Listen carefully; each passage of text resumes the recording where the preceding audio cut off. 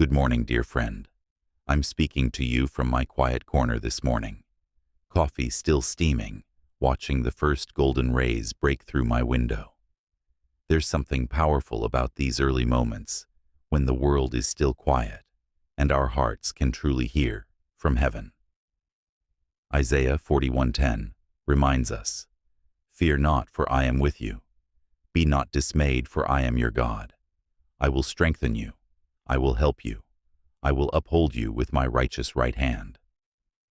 This new morning represents fresh opportunity for divine strength, clarity, and guidance flowing into your life. Today, we're seeking 3 specific gifts that will transform how you navigate every challenge ahead. Supernatural strength for the battles you'll face, laser focus in our distracted world, and clear guidance from our Heavenly Father.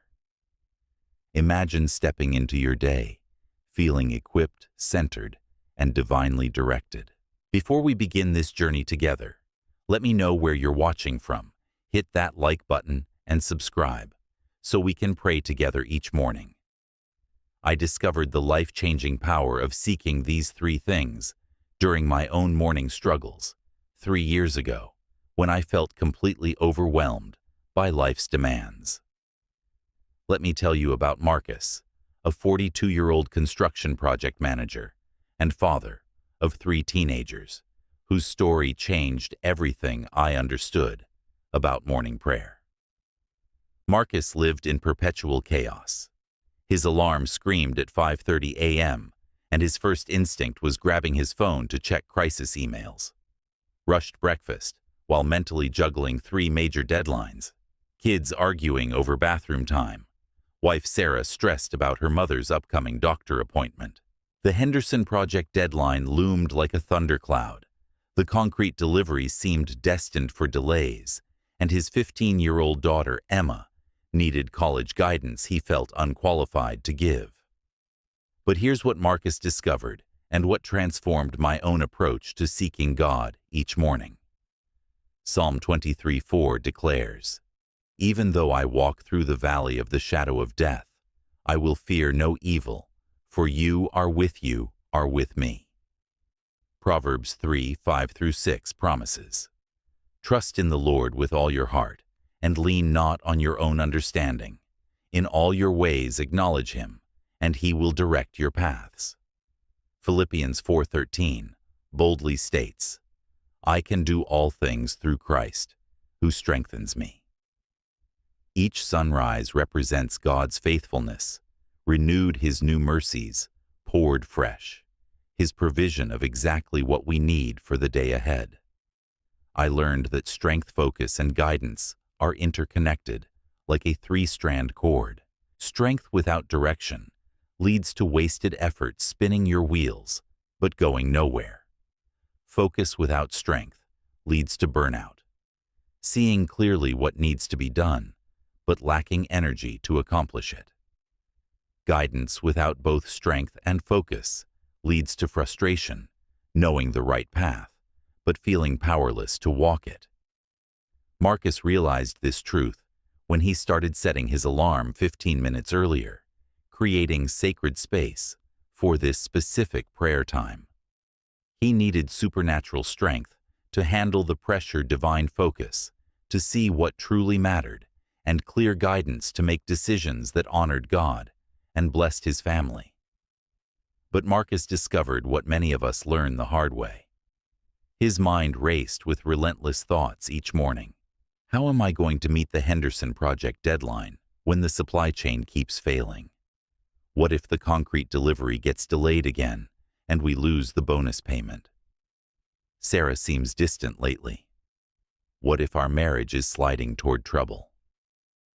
Dad's been calling more often with the same questions. I think his memory is getting worse, and I don't know how to help. The physical manifestations were undeniable. Tight chest that felt like someone sitting on his ribcage, jaw clenched so hard it ached by noon. Compulsively checking his phone every 3 minutes, that permanent knot in his stomach that felt like swallowing a rock. He'd find himself calculating bills at 3 a.m., mentally rehearsing difficult conversations, catastrophizing every possible scenario. The struggles extended far beyond work stress. Financial pressure kept him awake running numbers and wondering if they'd saved enough for Emma's college, if his younger son Tyler's braces would fit in the budget, if Sarah's part-time salary could stretch to cover her mother's medical expenses. Health concerns gnawed at him. His father's increasing forgetfulness, Sarah's headaches that seemed to be getting worse, his own energy levels that weren't what they used to be at 42. Relationship tensions simmered beneath surface pleasantries. Unspoken frustrations with Sarah about household responsibilities, feeling misunderstood when he worked late to provide for the family loneliness, even in crowded rooms, when everyone needed something from him, but no one asked how he was doing. Career uncertainty whispered lies about his competence. Was he really equipped to lead this team? What if younger, more tech-savvy managers replaced him? The imposter syndrome voice grew louder each day. Parenting fears multiplied exponentially. Was he raising his kids right? Would Emma make good choices in college? How could he protect Tyler from the dangers of social media and peer pressure? What if his own stress was damaging their emotional development? Marcus fell into the comparison trap, scrolling social media and seeing everyone else's highlight reels, while feeling like his life was a blooper reel of mistakes and missed opportunities. He knew God's promises intellectually, but struggled to feel them emotionally. Sleep became elusive worry, breeding more worry in endless cycles. He wore masks everywhere, smiling at work saying, "I'm fine," when colleagues asked, keeping up appearances while internally drowning in responsibility overload. The breaking point came when he snapped at Emma for spilling orange juice, saw the hurt flash across her face, and realized his stress was poisoning his most precious relationships. The weight of being everyone's go-to person, the one who had to have answers, who couldn't show weakness, who carried everyone else's burdens while wondering who would carry his, became unbearable. His prayers felt like they hit the ceiling and bounced back. Bible reading became routine instead of life-giving, and spiritual dryness settled over his soul like dust on abandoned furniture. Marcus stood in his driveway, one foggy morning, looking at the mountains barely visible in the distance, feeling like his problems were equivalent to moving those massive peaks with his bare hands. His challenges felt like being dropped in the middle of the Pacific Ocean with no land in sight, treading water while slowly getting exhausted, knowing he couldn't keep this pace much longer. He realized he'd been trying to control everything, and I mean everything. His team's performance down to every nail hammered his family's happiness, including emotions. He couldn't manage his father's declining health, that medical science couldn't reverse his wife's moods, that fluctuated with circumstances beyond his influence, even the weather's impact on construction schedules that meteorologists couldn't predict accurately. The control addiction had turned him into a helicopter manager, hovering over every detail of projects, checking and double-checking work his experienced crew could handle, blindfolded. A helicopter husband, trying to solve Sarah's problems instead of listening to her heart. A helicopter son, calling his father daily with suggestions and solutions for situations that required patience, not fixing. Physical loneliness plagued him, even in meetings with 20 people, feeling completely alone, with burdens no one else understood or could help carry. Emotional isolation deepened because leaders weren't supposed to show weakness, weren't allowed to admit they didn't have all the answers, weren't permitted to crack under pressure that everyone expected them to handle effortlessly. Spiritual isolation felt the most devastating. God seemed distant, prayers seemed unanswered. Faith felt more theoretical than practical. The connection that used to bring comfort now felt like talking to empty air, hoping someone was listening, but receiving no confirmation. Past coping mechanisms crumbled under increasing pressure. Working harder led to 60-hour weeks that created more problems than they solved, leaving him exhausted and family feeling neglected. Exercise became obsession running until his body screamed for mercy, but problems waited at home, exactly where he'd left them. Distraction tactics multiplied binge-watching shows until 2 a.m. scrolling endlessly through social media feeds, anything to avoid thinking about real issues demanding attention. Anger erupted at minor inconveniences because major stresses had no acceptable outlet. Frustration over traffic jams, annoyance at slow restaurant service, irritation when technology didn't work perfectly, all disproportionate reactions to small problems, because big problems felt too overwhelming to address directly.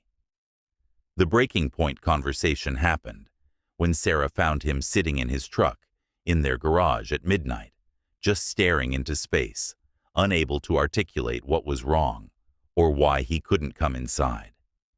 She sat beside him in passenger seat silence, both of them knowing something had to change, but neither knowing where to start.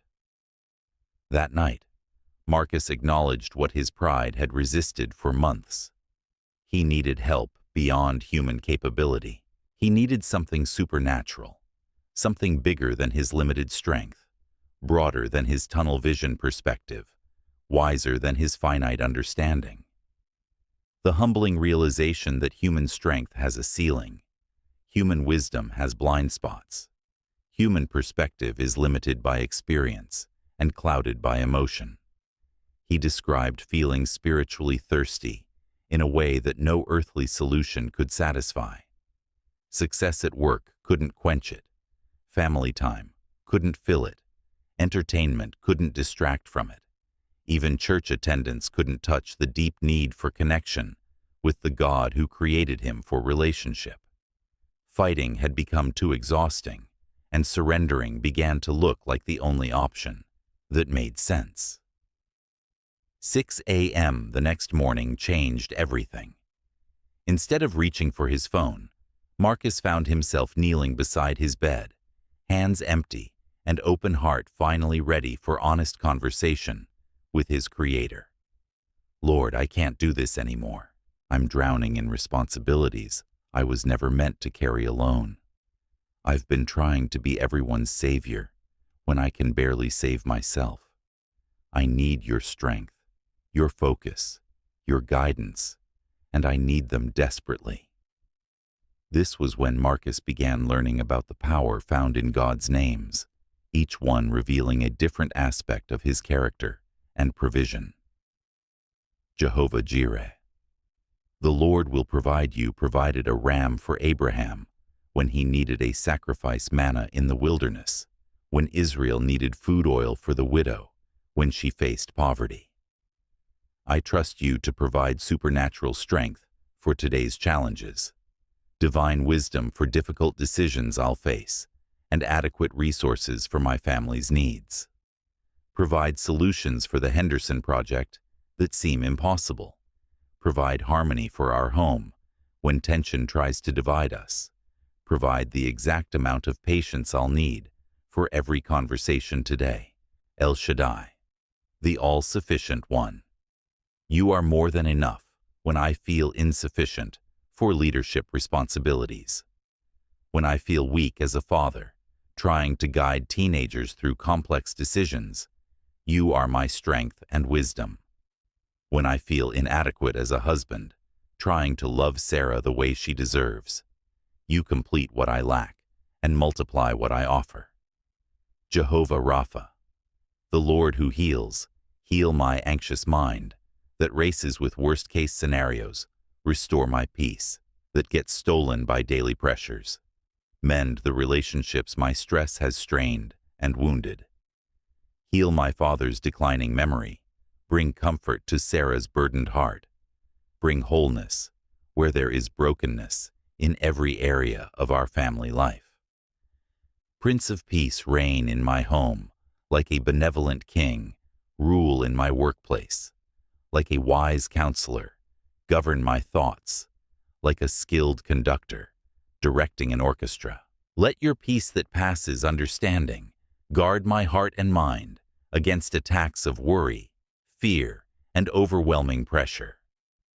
Wonderful Counselor, guide my decisions with wisdom that transcends my limited perspective. Illuminate my path when choices seem unclear. Give me understanding beyond my years and experience when situations require responses I've never had to give before. Marcus learned to speak biblical declarations with authority. The joy of the Lord is my strength, according to Nehemiah 8:10. I will keep my eyes fixed on Jesus, according to Hebrews 12:2. In all my ways, I acknowledge him, and he directs my paths, according to Proverbs 3:6. He committed to spending the first 20 minutes of each day in this specific prayer pattern. 5 minutes worshiping and acknowledging God's character-building faith foundation. 5 minutes honest confession of needs and struggles, clearing communication channels. 5 minutes specific requests for strength, focus, and guidance, making concrete appeals for divine intervention. 5 minutes listening, prayer, and gratitude, creating space for God's voice and recognizing his faithfulness. This prayer time began affecting every area of Marcus's life immediately. Work changes included beginning team meetings with moments of clarity rather than crisis mode, approaching problems with solutions, orientation, instead of panic response. Family changes meant speaking blessings over each family member, instead of rushing past them, creating atmosphere of peace instead of stress. Personal changes involved feeling equipped rather than overwhelmed when facing daily challenges, operating from rest instead of striving. The daily commitment created a foundation that supported everything else Marcus built throughout each day. The transformation didn't happen overnight, but within the first week, Marcus noticed significant shifts. He breathed deeper during stressful moments, instead of holding his breath and tensing up, paused before reacting to problems, instead of jumping immediately into fix-it mode, felt centered, even when chaos erupted around him, instead of getting swept away by circumstances. 2 Timothy 1:7 became living reality. God has not given us a spirit of fear, but of power, love, and sound mind. Marcus experienced sound mind, practically making decisions from wisdom rather than emotion, seeing situations from God's perspective rather than limited human viewpoint. Inner peace manifested in concrete ways. When the concrete truck arrived 3 hours late for the Henderson project, instead of exploding in anger and berating the driver, Marcus calmly called alternative suppliers, found creative solution that actually improved the timeline and kept team morale positive during potential crisis. When Emma stressed about college admission essays, feeling overwhelmed by pressure to write perfectly, Marcus listened with patience instead of jumping immediately into fix-it mode, offered encouragement instead of criticism, helped her break down the task into manageable pieces. When Sarah had an especially difficult day, dealing with her mother's resistance to medical treatment, Marcus offered comfort and presence. Instead of solutions and advice, held space for her emotions, instead of trying to change them, provided stability she needed, instead of adding his own stress to her burden. The clarity breakthrough revolutionized Marcus's decision-making process. He began seeing situations from higher perspective, like viewing landscape from mountaintop instead of valley floor, making choices based on wisdom and long-term thinking, rather than immediate emotion and short-term pressure. Priority realignment happened naturally as he understood what truly mattered versus what merely seemed urgent. The Henderson project provided perfect example. During morning prayer time, innovative solution came clearly to mind that saved the company $60,000 and 2 weeks from the schedule. Instead of following original plan that would have required extensive overtime and stressed resources, Marcus proposed modified approach that utilized existing materials more efficiently and reduced labor costs significantly. Communication improvements rippled through every relationship. Speaking with clarity and kindness, instead of stress and frustration, listening for understanding, instead of preparing rebuttals, responding thoughtfully, instead of reacting defensively.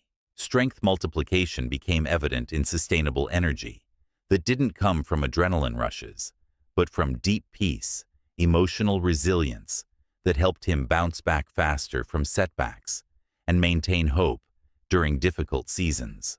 Spiritual confidence, knowing he wasn't alone in any situation, and feeling God's presence as constant companion. External opportunities, while secondary to inner transformation, provided clear evidence of divine guidance. Tax refund arrived exactly when needed for Emma's college application fees, despite Marcus forgetting he'd overpaid earlier in the year. Meeting contractor at coffee shop, who became perfect solution to staffing shortage that had been causing project delays. Relationship restoration, as Sarah mentioned, how different and peaceful their home felt, how conversations had become enjoyable instead of tense. The gratitude shift transformed Marcus's entire perspective. Instead of scarcity, thinking that focused on what was lacking abundance, thinking that noticed gifts and provision everywhere. Instead of complaining about difficulties, thanksgiving for strength received and lessons learned. Instead of worrying about future problems, worshiping God for His faithfulness in past challenges. Practical examples of God's guidance multiplied. Wisdom to address difficult employee performance issues with both truth and grace. Finding balance between accountability and compassion. Clear leading away from risky investment opportunity that initially seemed promising, but later proved disastrous for others who pursued it. Family vacation timing that seemed impossible due to work constraints, but unexpected window opened for meaningful time together that strengthened relationships. Understanding delays as divine preparation changed everything. Marcus's major client postponed project start date, initially frustrating because of financial implications, but later revealed as protection from supply chain crisis that would have caused massive problems and potential lawsuits. Seeing challenges as character-building opportunities instead of obstacles to happiness, difficulties becoming platforms to experience God's faithfulness instead of evidence of God's absence, recognizing God's timing as perfect instead of always wishing circumstances would change faster. The inner peace Marcus experienced was like having bedrock beneath his feet instead of shifting sand-clear mental space that allowed thinking clearly, even under pressure, emotional stability that enabled responding from his center instead of reacting from stress and fear. 6 months later, Marcus stood in the same driveway, looking at the same mountains, but now they represented God's majesty and power, rather than insurmountable obstacles. The peaks reminded him of Psalm 121:1. I lift up my eyes to the hills, where does my help come from? My help comes from the Lord, the maker of heaven and earth. His transformation became so evident that his construction crew started asking questions.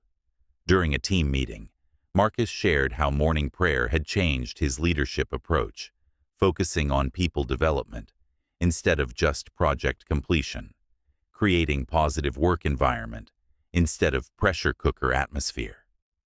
Several crew members expressed interest in learning more about faith that could produce such practical results. Emma told her mother, "Dad seems so much more peaceful and present lately.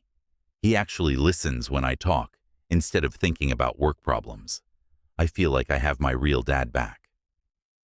The teenager who had been pulling away from family time now sought out conversations with her father, trusting his guidance because she witnessed his transformation. Sarah's observation captured the complete change. I have my husband back, not just his body in the room during dinner, but his heart and mind fully engaged with us. The man I married who got buried under stress and responsibility has returned stronger and wiser than before. Every obstacle will bow before the power of the Lord. Mountains of debt can be moved through divine provision and wise stewardship. Impossible deadlines can be met through supernatural favor and increased efficiency. Broken relationships can be healed through God's love, flowing through willing hearts. Financial pressures can be relieved through unexpected opportunities and reduced expenses. Strength victory means, I can do all things through Christ, who strengthens me. Not self-reliance that leads to burnout, but God-dependence that provides unlimited resources for every challenge. Focus victory fulfills the promise. You will keep him in perfect peace, whose mind is stayed on you. Clarity that comes from connection with God, instead of confusion from trying to figure everything out alone. Guidance victory activates divine GPS system. The steps of a righteous man are ordered by the Lord, every decision backed by infinite wisdom instead of limited human understanding. Start tomorrow morning with 15 minutes before your normal routine, creating sacred space for this threefold prayer that will transform your entire day. Consistency matters more than perfection.